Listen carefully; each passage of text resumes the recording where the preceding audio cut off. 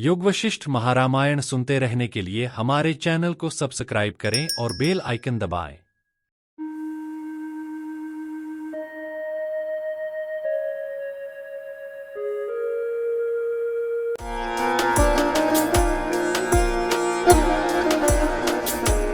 आइए योग वशिष्ठ महारामायण के उत्पत्ति प्रकरण के 25वें सर्ग को समझें। सरस्वती देवी और लीला द्वारा दृष्ट 7 समुद्र और 7 द्वीपों से परिवेष्टित ब्रह्मांड रूप आवरण से युक्त अपूर्व भुवन का वर्णन इस 25वें सर्ग में किया गया है। श्री वशिष्ठ जी ने कहा, वत्स श्री रामचंद्र, आकाश मंडल से पर्वत ग्राम को जा रही उन दोनों ललनाओं ने अपूर्व भूमि तल को देखा जो कि सरस्वती के मन में था, यानी जिसको सरस्वती लीला को दिखलाना चाहती थी। उसी भूमि तल का ब्रह्मांड रूपी पुरुष के हृदय कमल रूप से वर्णन करते हैं। वह महितल ब्रह्मांड रूपी पुरुष का विशाल हृदय कमल था। 8 दिशाएं उसकी पंखुड़ियां थी। पर्वत रूपी केसरों से ठसाठस भरा था। मन को आकर्षण करने वाली सुगंधि से उसकी मनोहरता कहीं अधिक बढ़ी चढ़ी थी। सरिताएं ही उसकी अवान्तर शाखाएं थी, कारण कि वे केसर रूप पर्वतों से निकली थी। हिमकण ही उसके नाल के बीच में स्थित मधु बिंदु थे। रात्रि उसकी भंवरी थी। असीम प्राणी वर्ग उसके मशक थे। भोग्य वस्तुओं के गुण उसके नाल दंड के भीतर के तंतु थे। उनसे वह व्याप्त था। जल प्रवाह को बहाने वाले पाताल आदि बिल उसके सुंदर नाल छिद्र थे। उनसे वह परिवृत्त था और सूर्य के प्रकाश से अत्यंत कांति वाला था। श्रृंगार आदि 9 रस उसके मकरंद थे। उनसे वह सरस था। आकाश में घूम रहा सूर्य उसका हंस था। ब्रह्मा की रात्रि रूप रात्रि में संकोच को प्राप्त होता था। पाताल रूपी पंख में निमग्न शेष नाग उसका मृणाल दंड था। कभी आश्रयभूत महासागर के कंपन से उक्त भुवन रूपी हृदय कमल की पंखुड़ी रूप 10 दिशाएं कंपित हो जाती थी। नाल के अधोभाग में स्थित अनंत दैत्य दानव ही उसके अनंत कांटे थे।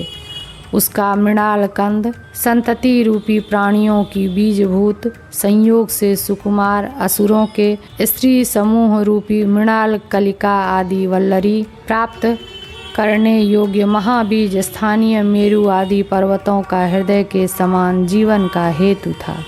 उस भुवन रूप कमल में उन्होंने विशाल कर्णिका को देखा जो जम्बूद्वीप नाम से प्रसिद्ध थी।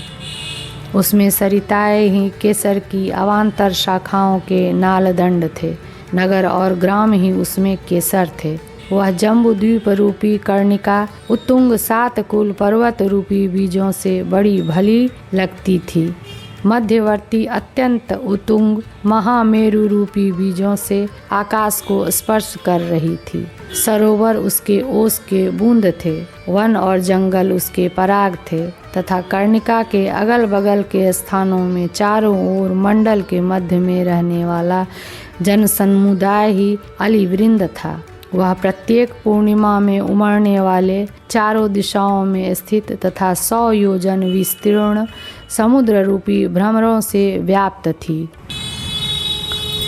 8 दिशा रूपी पंखुड़ियों में स्थित दिक्पालों के सहित सागर उसके सटपद थे।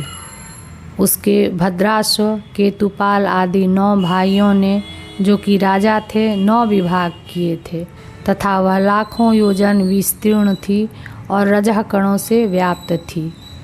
अनेक जनपद समूह उसके स्थिर हिमकण के सीकर थे। वह जम्बू द्वीप रूपी कर्णिका इस द्वीप से दुगुने परिमाण वाले क्षार समुद्र से शंख वलय से मणिबंध की नाई चारों ओर घिरी हुई थी। तदंतर उससे भी 2 गुने देह को धारण कर रही शाक नामक द्वीप रेखा से घिरी हुई जगत रूप पद्मलता से व्याप्त थी।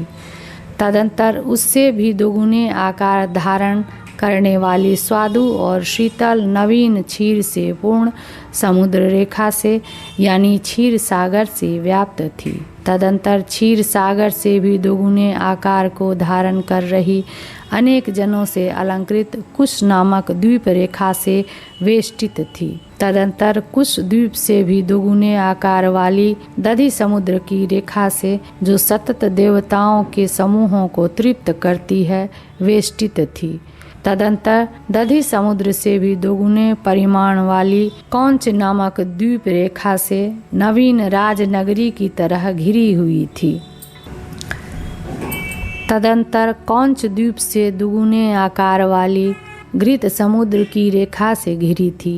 तदंतर घृत समुद्र से दुगुने एवं सुरा समुद्र से परिवृत्त होने के कारण पापपूर्ण सालमली द्वीप रेखा से वेष्टित थी। तदंतर जैसे शेषनाग की देह रूपी लता से भगवान श्री कृष्ण की मूर्ति वेष्टित रहती है, वैसे ही पुष्प के समान अति शुभ्र सुरा समुद्र की रेखा से वेष्टित थी। तदंतर सुरा समुद्र से परिमाण में दुगुनी गोभेदक नामक द्वीप रेखा से परिवेष्टित थी।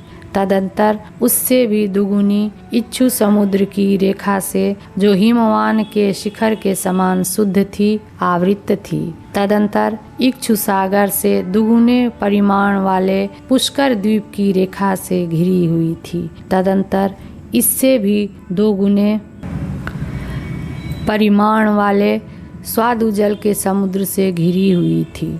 तदंतर वह कर्णिका उक्त स्वादु जल समुद्र से 10 गुना अधिक परिमाण वाले पाताल तलगामी गड्ढों के समूह रूप निखात वलय से, जो पाताल में जाने वालों का महाभयप्रद मार्ग है, वेष्टित थी। तदंतर इससे भी 10 गुना अधिक परिमाण वाले चारों दिशाओं में आकाश पर्यंत गर्तों के समूह से भी अत्यंत भयंकर दूसरे अर्धभाग में उम्लान यानी सूर्य के प्रकाश के संयोग से अंधकार के न रहने के कारण म्लान प्राय अंधकार रूपिणी नील कमलों की पंक्ति से खचित था। विविध प्रकार के मणिक्यों के शिखर रूपी रक्त कमल और श्वेत कमलों से युक्त लोकालोक पर्वत रूपी अति उत्तुंग विशाल और सौरभ्यादि गुणों से श्रेष्ठ माला से परिवेष्टित थी। अतएव तीनों जगतों की लक्ष्मी की लटकी रचना की नाई सुशोभित हो रही थी।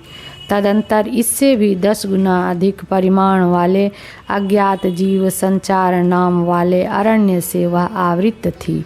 अनंतर अज्ञात भूत संचार नामक जंगल से भी 10 गुना अधिक परिमाण वाले अपरिमित जल से आकाश के समान चारों दिशाओं में वह व्याप्त थी।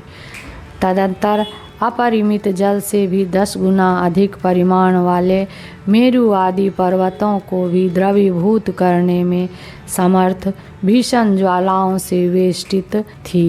तदंतर ज्वालाओं से भी अधिक 10 गुने परिमाण वाले मेरु आदि पर्वतों के समूह को तिनके और धूलिकण के सदृश ले जा रहे, यानी अति सामर्थ्यवान बड़े बड़े पर्वतों में विस्फोट पैदा करने वाले, अन्य भूतों के वेग को हरने वाले, मूर्त पदार्थों से प्रतिघात न होने के कारण शब्द रहित एवं बह रहे प्रलय काल के वायु से चारों ओर परिवृत्त था।